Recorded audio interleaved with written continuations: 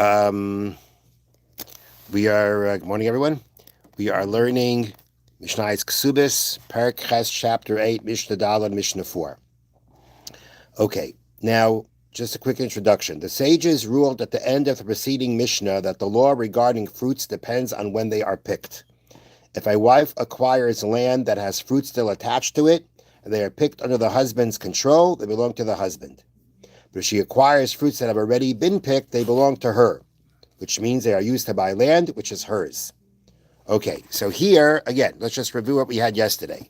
We had a machlekes, a difference of opinion in the previous Mishnah, but we had the Chachamim. The Chachamim said that if, let's say, a woman inherits land that has fruits on it, fruits that have not been detached, not been picked, according to the Chachamim, it belongs to the husband. Those fruits belong to the husband, 100%. The same way if, after they got married, the fruits would have grown on the land, they would have been his. So too, now when the fruits came with the land, but we're talking about now after Nisuin, after after completely married, the husband has the rights to the fruits. The husband has the right to these fruits. Because, which I didn't mention yesterday, according to the Chachamim, it depends on when they are picked, not when they grow. And meaning, it's not about if they grew when the land was under his control, meaning after they were fully married. It's not about only the fruits that grow after he gets the rights of the usage in the land. Even before, the fruits that were there before he got the rights of the usage in the land, at the end of the day, if they are picked after he has control of the land, after he has the rights of usage of the land, they belong to him. That's what the Chachamim said. If, let's say, we're talking about she inherited fruits, detached fruits, then those fruits are hers. But as we had in yesterday's Mishnah, hers doesn't mean he doesn't have a right of usage. He has a right of usage. But his right of usage only goes as far as that he uses it in a way that there's still something left for her. And therefore, if he's going to use the fruits, they're not going to be left. Therefore, we say in the case of the fruits that you sell the fruits, you buy a piece of land, he works the land belongs to her, he works the land, the produce belongs to him. Now the discussion of the Mishnah is going to be about what happens with the fruits connected to the land when they divorce. And the Mishnah lays it out in an interesting way. So the Mishnah reads, Rabbi Shimon says, in the place, under the circumstances, where his strength is greater when she enters, meaning when they get married, his power in that same thing becomes diminished when she leaves. In the thing that his power was greater when they got married, in that same thing, his power is diminished when they divorce. In the place, in the circumstances where his power was diminished when she got married, his power is strengthened when she leaves.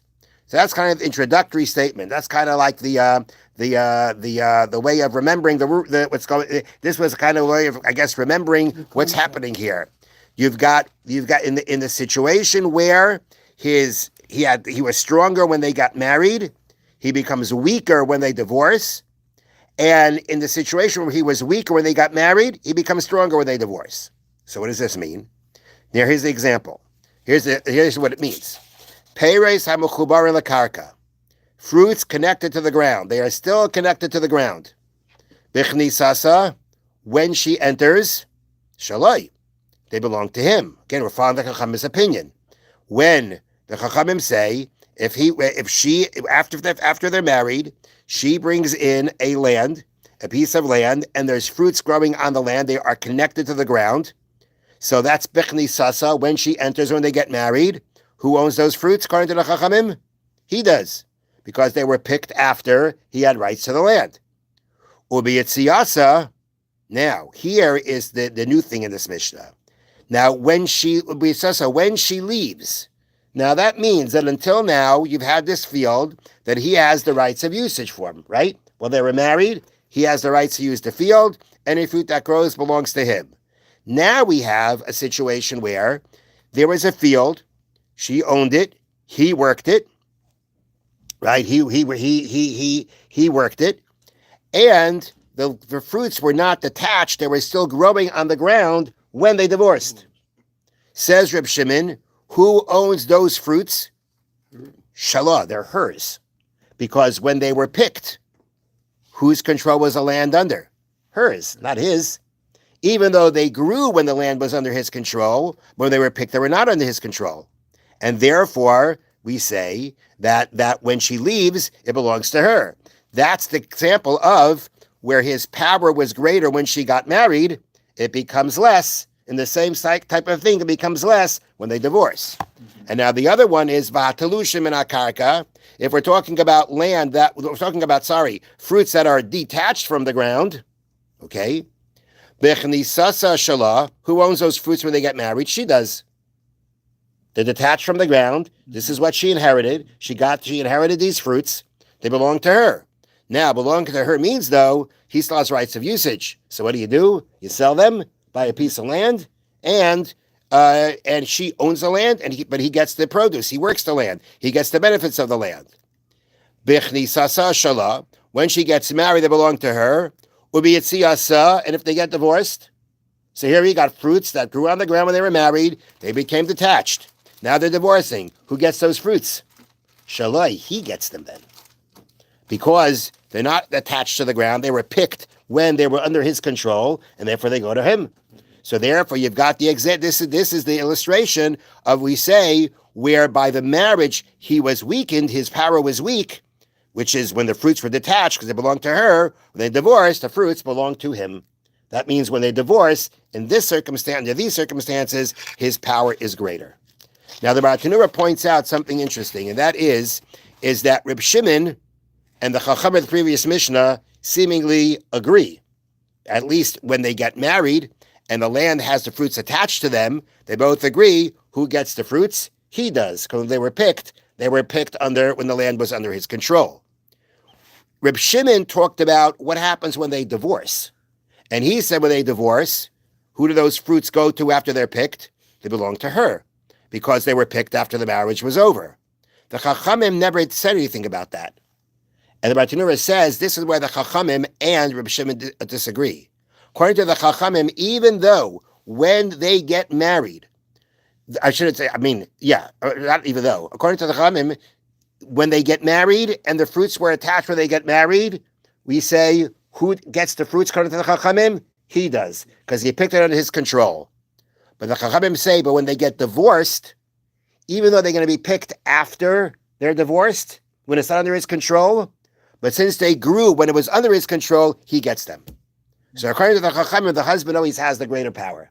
Because when they get married, we say that when they get married, according to the Chachamim, and after they were married, she got this land, the fruits were attached to the ground.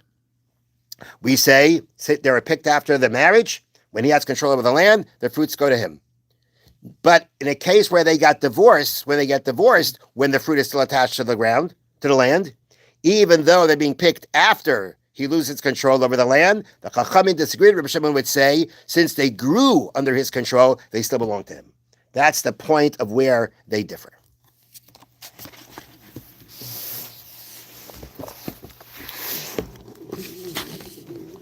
Okay.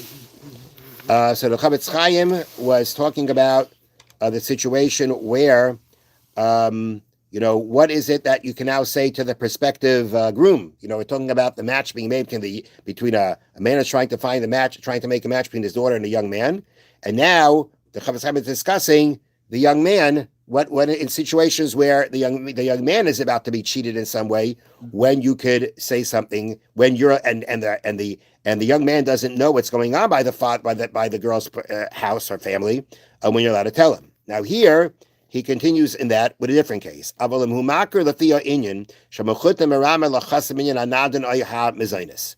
Let's say the situation is, before he had an example where she has health concerns. There were other, he mentioned a different factor about if there's things going on in the home, he's allowed to tell him. But here, the problem is that the prospective father-in-law is promising a dowry and support in X amount. And you know that he is not going to keep it. You know it. You know him. You know his situation. You know what's going on. You know that he's not going to that he's tricking him. Ma'oid tzarich l'sasher b'davar kodim sheyigal l'zel l'chasen. So hey, you should say I should tell this to the chasen, right? I should tell this to the prospective groom. The guy wants to cheat him. He says you got to be very careful before you reveal it to him. There are many conditions that need to be met. Aleph, number one, you have to again think it through before you decide that he's really tricking him. It's got to be that you know his nature. You know the father's situation. You know what kind of guy he is. You know he's a mean guy. You know he's a dishonest guy. Or you know that he's really poor. There's no way he can keep what he's promising. Or you heard him say straight out, I'm not going to keep this. Okay? But you have to go ahead and figure out, before you're going to tell the chassid about it, you got to make sure that it's actually true. You got to make sure that you're 1,000% accurate. And that is, you got to know this guy for sure, meaning he's a cheater, or you know that he's too poor to keep it, or you heard him say he's not going to keep it. Now, at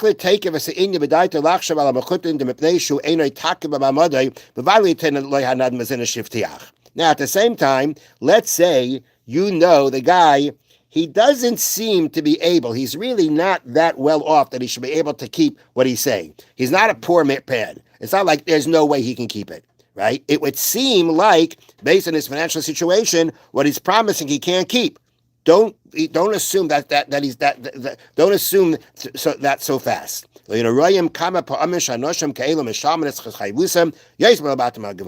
Because sometimes these people who are not well off make a promise to the son-in-law, they keep their promises better than the people who actually can afford to do it. So again, if you're talking about he's going to trick him, he's poor and there's no way he can take care of it, fine. But if the point that you know about him is that his financial financial situation is not so great, right? So you wonder, how can he really do this? That's not enough of a basis to go and tell the guy, to tell the prospective chassan about the girl's father's situation. Because that situation where you never know, and not only you never know, he says you see it, these are the kinds of people that still keep their promise. And therefore there's no reason, therefore you don't have enough right to go in and tell the prospective groom about what's going on. Have a wonderful day. Thank you,